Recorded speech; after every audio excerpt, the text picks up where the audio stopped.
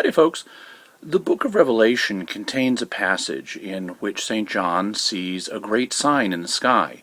He writes, "And a great portent appeared in heaven, a woman clothed with the sun, with the moon under her feet, and on her head a crown of 12 stars.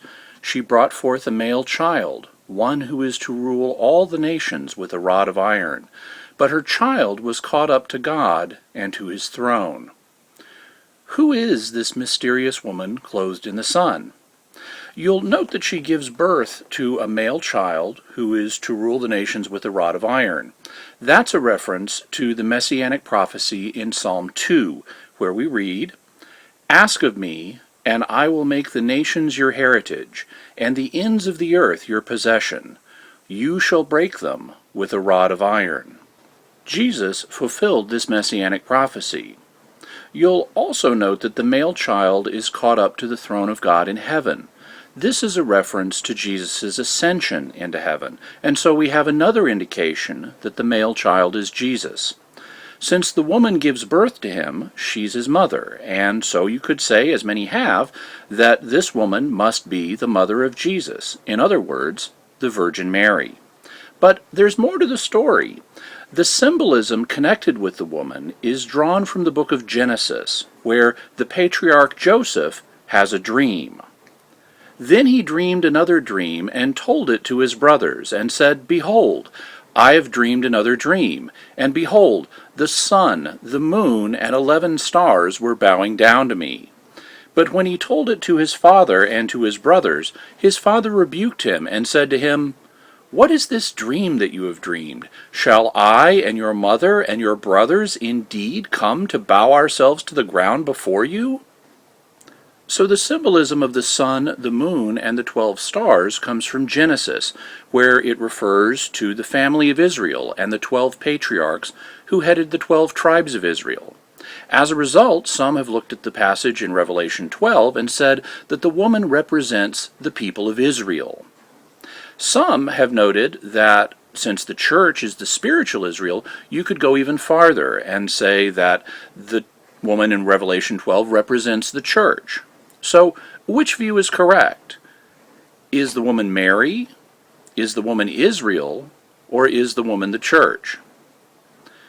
You could try to solve this problem by making some of the symbolism primary and some of it secondary. For example, you could say that the fact the woman is the mother of the man-child is what's primary, and so she's the Virgin Mary, and the fact that she's connected with the sun, moon, and the 12 stars just means that she's a Jewish woman. That's something secondary.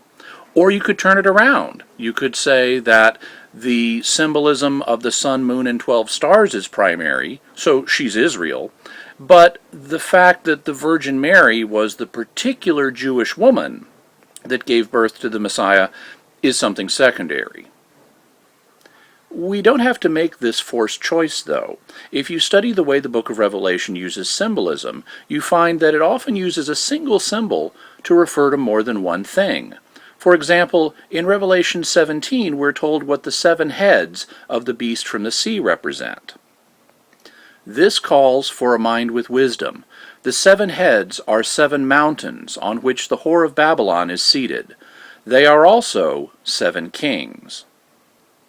If the 7 heads of the beast represent 7 mountains and 7 kings, then the woman from Revelation 12 could represent the Virgin Mary and Israel and the church. That's what Pope Benedict suggests. In Volume 2 of his work, Jesus of Nazareth, he writes, "When the book of Revelation speaks of the great sign of a woman appearing in heaven, she is understood to represent all Israel, indeed, the whole church. On the basis of the corporate personality model, in keeping with biblical thought, the early church had no difficulty recognizing in the woman, on the one hand, Mary herself, and on the other hand, transcending time, the church, bride and mother, in which the mystery of Mary spreads out into history." On another occasion, Pope Benedict said, "This woman represents Mary, the mother of the Redeemer.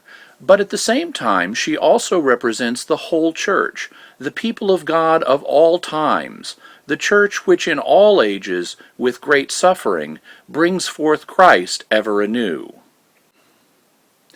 As Pope Benedict shows us, we don't have to make a forced choice between the different possible meanings of what the woman represents. In keeping with the richness of the way the book of Revelation uses symbolism, she can, in Pope Benedict's words, represent Mary and all Israel and the whole church. If you'd like to learn more about what Pope Benedict has to say about the book of Revelation, I'd like to invite you to join my Secret Information Club at www.secretinfoclub.com. The very first thing you get will be an interview that I did with Pope Benedict, an interview in quotes. What I did was I composed questions about the book of Revelation, and I took the answers from Pope Benedict's writings. He has a lot of interesting things to say. That's just one of the things you'll get. You'll also get other information, absolutely free, about a wide variety of different topics related to the Catholic faith. So join now at www.secretinfoclub.com.